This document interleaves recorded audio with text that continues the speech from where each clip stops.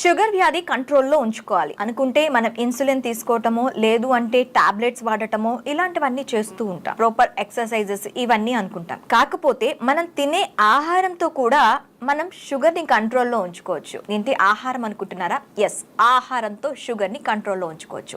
ఎలా చెప్పడానికి మనతో పాటు ఉన్నారు లక్ష్మీ తేజస్విని గారు, న్యూట్రిషనిస్ట్. తనని అడిగి డీటెయిల్ గా తెలుసుకుందాం. Hello ma'am.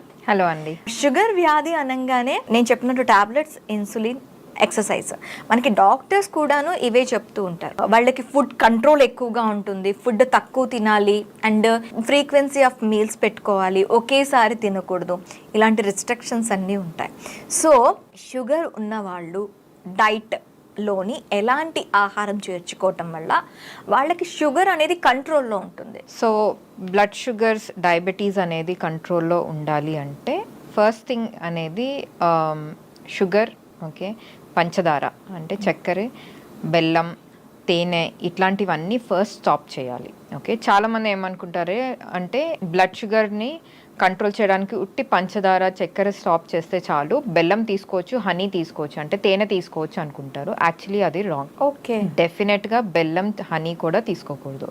బెల్లం, హనీ కూడా ఎస్, హనీ కూడా తీసుకోకూడదు. ఓకే, సో హనీ వల్ల కూడా చాలా, ఇన్ఫ్యాక్ట్ బెల్లం కన్నా హనీ వల్ల ఇంకా బ్లడ్ షుగర్స్ ఎక్కువ రైజ్ అవుతాయి. ఎస్, బెల్లంలో కొంచెం పీచు పదార్థం అంటే ఫైబర్ అనేది ఉంటుంది కాబట్టి తొందరగా బ్లడ్ షుగర్స్ ఇంక్రీజ్ అవ్వవు, కానీ డెఫినెట్గా ఇంక్రీజ్ అయితే అవుతాయి బ్లడ్ షుగర్, డయాబెటీస్ ఉన్న వాళ్ళకి ఎస్పెషల్లీ. సో ఫస్ట్ ఇవన్నీ మానేసేయాలి. అఫ్ కోర్స్ మనకు తెలిసిన స్వీట్స్ కానీ లేకపోతే bakery items like pastries, chocolates ఇట్లాంటివన్నీ డెఫినెట్గా స్టాప్ చేయాలి. సో ఎలాంటి ఆహారం తినడం వల్ల కొంచెం కంట్రోల్లో ఉంటుందంటే పీచు పదార్థాలు ఎక్కువగా తీసుకోవాలి. పీచు పదార్థం అంటే fibre rich foods. So vegetable salads కానీ లేకపోతే కాయగూరలు, ఫ్రూట్ అనేది ఎక్కువగా తీసుకుంటే బెటర్. సో చాలా మందికి ఫ్రూట్ కూడా తినే అలవాటు ఉండదు. Like just once in a week అలా తింటారు, లేకపోతే ఏదన్నా పండగ వచ్చినప్పుడు ఏదన్నా ఫ్రూట్స్ కొనుక్కుంటే అప్పుడు తింటారు, కానీ ఆ 1-2 days, లేకపోతే అసలు రోజు వాళ్ళ ఆహారంలో తినే అనేది అలవాటు ఉండదు. అవును, డెఫినెట్ గా ఒక్క పండు మాత్రం ఎవ్రీడే తీసుకోవాలి. అది ఎనీ ఫ్రూట్. డయాబెటీస్ వాళ్ళకి కొన్ని రెస్ట్రిక్షన్స్ ఉన్నాయి. ఓకే, యా, లైక్ మామిడి పండు, సీతాఫల్, జాక్ ఫ్రూట్ అంటే పనస పండు, all seasonal fruits. Yes, banana, sapota ఇవి మాత్రం డెఫినెట్ గా కంట్రోల్ చేసుకొని అది స్టాప్ చేసుకోవాలి. అఫ్ కోర్స్ సీజనల్ కాబట్టి సీతాఫల్, మామిడి పండు మేము తినకుండా ఎలా ఉండగలం అని చాలా మంది అడుగుతారు. మనకి ఆ ఫ్రూట్ తినటం వల్ల త్రూ అవుట్ ద ఇయర్ కూడా మనకి దాని వల్ల వచ్చే లాభాలు ఏవైతే ఉంటాయో ఒక్కసారి సీజన్ లో తినటం వల్ల త్రూ అవుట్ ఇయర్ మనం ఆ లాభాలు పొందొచ్చు. అట్లా అని కాదు. సో బేసికలీ ఇప్పుడు ఈ సీజనల్ ఫ్రూట్స్ కూడా ఎట్లా అంటే మనం ఏ టైం కి తింటున్నాము, ఎంత పోర్షన్ లో తింటున్నాం అనేది చూసుకోవాలి. ఓకే, సో ఇప్పుడు కదా అని చెప్పి అసలు ఆగరు.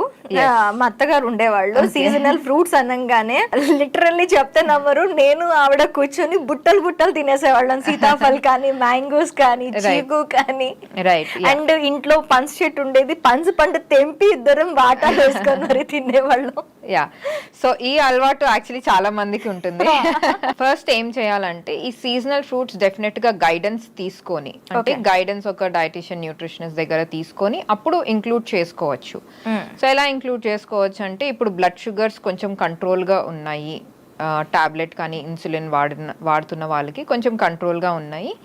అండ్ ఏ టైంకి కొంచెం ఎక్కువగా రేజ్ అవుతుందా అంటే నైట్ టైం రేజ్ అవుతుందా, ఈవినింగ్ బ్లడ్ షుగర్స్ అనేది హైగా ఉంటుందా, లేకపోతే కొంతమందికి మార్నింగ్ లెగగానే ఫాస్టింగ్ బ్లడ్ షుగర్ టెస్ట్ చేసుకుంటారు, అది చాలా హై ఉంటుంది. సో ఏ టైంకి వాళ్ళకి కొంచెం నార్మల్గా ఉండి టాబ్లెట్స్ తీసుకున్న, ఇన్సులిన్ తీసుకున్న దాన్ని బట్టి ఈ ఫ్రూట్ అనేది తీసుకోవచ్చు. మళ్ళీ బ్లడ్ షుగర్ రైజ్ చేసుకోవటానికి ఆ మూమెంట్ కి, ఆ రోజుకి రైస్ చేసుకోవడానికి అది. కానీ చిన్న పోర్షన్, మామిడికాయ అంటే ఫుల్ కాకుండా maybe half portion maybe as a snack తీసుకోవచ్చు. చాలా మంది ఏం చేస్తారంటే అరటిపండు, మామిడి పండు ఎస్పెషలీ తిన్నాక, లంచ్ తిన్నాక తింటారు, లేకపోతే డిన్నర్ తిన్నాక అప్పుడు తీసుకుంటారు. యా, పెరుగన్నం తిన్నాక బాగుంటది మామిడి పండు అని. ఆ పెరుగన్నంతో మామిడి పండు తిన్న వాళ్ళు కూడా, ఎస్, అది కూడా ఆ కాంబినేషన్ తో డెఫినెట్గా అస్సలు చేసుకోకూడదు. అది నార్మల్ పీపుల్ కూడా చేసుకోకూడదు, డయాబెటీస్ ఉన్న వాళ్ళే కాదు, నార్మల్ పీపుల్ కూడా చేసుకోకూడదు అది. అండ్ కొన్ని ఆహారాలు ఉంటాయి, అంటే మెంతి సీడ్స్ అన్నమాట, అవి కొంచెం బ్లడ్ షుగర్ని కంట్రోల్ చేయడానికి హెల్ప్ చేస్తుంది. బెండకాయ నీళ్లు, అంటే బెండకాయని కట్ చేసి అవి ఓవర్ నైట్ సోక్ చేసి వాటర్లో మార్నింగ్ ఓన్లీ ఆ నీళ్లు తాగడం వల్ల కూడా కొంచెం బ్లడ్ షుగర్ అనేది కంట్రోల్ అవ్వడం, ఓకే, ఇట్లాంటివి కూడా ఉంటాయి. కానీ ఇది ఎంతవరకు కరెక్ట్ అనేది రీసెర్చ్ ఇంకా జరుగుతుంది. అంటే ఎస్పెషలీ ఈ బెండకాయ నీళ్లు తాగడం వల్ల రీసెర్చ్ ఇంకా నడుస్తుంది అన్నమాట. ఎర్లీ మార్నింగ్ పరగడుపున తాగాలి అంటారు. ఎస్. ఒకవేళ ఆ టైంలో ఎక్కువ సిక్నెస్ ఉంటుంది కదా మేడం, వీళ్ళకి షుగర్ రైజ్ అవ్వటం కానీ లేదు అంటే షుగర్ డౌన్ అవ్వటం కానీ, వాళ్ళు మార్నింగ్ లేచిన వెంటనే ఈ సిమ్టమ్స్ ఎక్కువగా ఉంటాయి. సో ఆ టైంలో ఇది తీసుకోవటం వల్ల ప్రాబ్లం ఏమీ ఉండదా? వాళ్ళకి ఫస్ట్ ఎందుకు రైజ్ అవుతుంది అది తెలుసుకోవాలి. మార్నింగ్ లెగగానే ఎంటీ స్టమక్ ఉన్నారు అయినా బ్లడ్ షుగర్ హై ఉంది అంటే ఆ ముందు రోజు రాత్రి ఏం తిన్నారు, ఎంతసేపు పండుకున్నారు, ఎంత స్ట్రెస్లో ఉన్నారు పండుకునే ముందు, దాని వల్ల కూడా మార్నింగ్ బ్లడ్ షుగర్ అనేది రైజ్ లో ఉండొచ్చు. ఓకే, ఇవి చెక్ చేసుకోవాలి మనం. ఈ ఫ్యాక్టర్స్ చెక్ చేసుకొని అవి కంట్రోల్ చేసుకుంటే డెఫినెట్ గా next day morning blood sugar అనేది ఎక్కువ హై అవ్వడం కానీ లేకపోతే కొంచెం కంట్రోల్లో ఉండడానికి హెల్ప్ చేస్తుంది. అవుట్ ఆఫ్ ది డైట్ కాకుండా వాళ్ళు ఎక్కడ ఉన్నా కూడా షుగర్ని కంట్రోల్లో ఉంచుకోవాలి, షుగర్ని కంట్రోల్లో ఉంచుకోవాలి అంటారు. అసలు షుగర్ని కంట్రోల్లో ఉంచుకోవటం ఎలా? ఫస్ట్ టైంకి తినాలి అండ్ ఎక్కువగా క్వాంటిటీస్ అనేది ఎక్కువగా తీసుకోకూడదు. ఓకే, స్ప్లిట్ మీల్స్ అనేవి వీళ్ళు అలవాటు చేసుకోవాలి. ఒకటిసారి ఎక్కువగా తినడం కాకుండా చిన్న మీల్ అండ్ ఫ్రీక్వెంట్గా, లైక్ బ్రేక్ఫాస్ట్ లంచ్ మధ్యలో ఒక స్నాక్ కానీ లేకపోతే లంచ్ అండ్ డిన్నర్ మధ్యలో ఒక స్నాక్ తీసుకోవడం. అట్లా ఒకటేసారి లంచ్ ఎక్కువగా తినేయడం చాలా మంది చేస్తారు, తర్వాత డైరెక్ట్గా డిన్నర్ చేయడం చేస్తారు. ఆ డిన్నర్ కూడా ఎలా చేస్తారు, నైట్ ఆహారం అనేది చాలా హెవీగా చేసుకుంటారు అండ్ చాలా లేట్గా తింటారు. లైక్ 9-10 చాలా మందికి ఈ టైం తినే అలవాటు కూడా ఉంటుంది, డయాబెటీస్ ఉన్న వాళ్ళకి కూడా అది. సో ఇది అయితే డెఫినెట్గా చేయకూడదు. ఓకే, సో చిన్న ప్లేట్ ఆఫ్ మీల్ రైస్ అనేది తీసుకుంటుంటే దాంతోపాటు అన్నం కూర కూడా ఎంత బ్యాలెన్స్డ్గా ఉంది. వైట్ రైస్ డెఫినెట్గా అవాయిడ్ చేస్తే మంచిది డయాబెటీస్ ఉన్న వాళ్ళకి. బ్రౌన్ రైస్ కానీ మిల్లెట్స్ కానీ ఎలాంటి కొర్రలు కానీ తీసుకోవచ్చు. సో ఇవి డెఫినెట్గా తీసుకోవాలి. ఓకే, వైట్ రైస్ డెఫినెట్గా స్టాప్ చేయాలి, అది ఫర్ ష్యూర్, ఎస్పెషలీ డిన్నర్కి అనేది.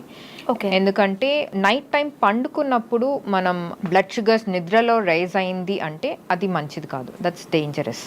ఓకే, అందుకు డెఫినెట్గా నైట్ టైం అనేది అవాయిడ్ చేసుకొని మేబీ చపాతీ తీసుకోవచ్చు, ఫుల్కాలు తీసుకోవచ్చు, లేకుంటే జొన్న రొట్టెలు తీసుకోవచ్చు, లేకుంటే కొర్రలన్నా తీసుకోవచ్చు. ఇప్పుడు డైట్ విషయానికి వస్తే వాళ్ళు ప్రాపర్ డైట్ ఎలాంటి డైట్ తీసుకోవాలంటారు? ఓకే, కంప్లీట్ కంట్రోల్ ఉంచుకోవాలి అంటే మార్నింగ్ బ్రేక్ఫాస్ట్ కొంచెం ఎర్లీగా చేసి లంచ్ బై 12:30-1 లోపల తీసుకోవాలి అండ్ డిన్నర్ బై 7-7:30 తీసుకోవాలి. అది అండ్ బ్యాలెన్స్డ్ మీల్, అగైన్ ఇక్కడ కూడా బ్యాలెన్స్డ్ మీల్ అనేది వెరీ ఇంపార్టెంట్. అండ్ రైస్ బదులు మనం కొర్రలు తీసుకోవడం అనేది చేయాలి. బ్రేక్ఫాస్ట్ నార్మల్గా ఇడ్లీ దోశ తీసుకుంటే పర్వాలేదు, అటుకులు ఉప్మా కానీ లేకపోతే మర్మరాలతో ఉగ్గని అని చేసుకుంటారు, ఇట్లాంటివి అవాయిడ్ చేస్తే బెటర్. ఎందుకంటే అవి డైరెక్ట్ సింపుల్ కార్బోహైడ్రేట్స్ అవి. సో ఇవి కొంచెం మన బ్లడ్ షుగర్స్ ని ఎక్కువగా రేస్ చేస్తాయి. సో దాని బదులు పెసరట్టు తీసుకోవడం కానీ లేకపోతే చపాతీ తీసుకోవడం బ్రేక్ఫాస్ట్ కి, అట్లా తీసుకుంటే పర్వాలేదు. Breakfast are dinner and lunch ఒక బ్యాలెన్స్డ్ మీల్, లైక్ కొంచెం కొర్రలు కానీ లేకపోతే కీన్వా, ఇప్పుడు చాలా మంది కీన్వా కూడా తింటున్నారు, కొర్రల్ లాగానే ఉంటుంది అది, లేకపోతే any other type of millet ఇట్లా తీసుకోవచ్చు. కూర అండ్ పప్పు ఇట్లా, ఆర్ చికెన్ ఏది నాన్ వెజ్ తింటుంటే, ఆర్ ఫిష్. అంటే రైస్ కి బదులు మిల్లెట్స్ ని వాళ్ళు హ్యాబిటేట్ చేసుకోవాలి. అండ్ చాలా మంది ఏమనుకుంటారంటే రాగి జావ చాలా మంచిది డయాబెటీస్ ఉన్న వాళ్ళకి అని అనుకుంటారు, కానీ యాక్చువల్లీ అది కరెక్ట్ కాదు. Okay, it is also millet కదా? It is a millet, but మనం ఎలా వండుతున్నాం అనేది కూడా ఇంపార్టెంట్. ఓకే, అది మనం వండే విధానం బట్టి దాంట్లో మనకి న్యూట్రియన్స్ అనేది వేరీ అవుతాయి.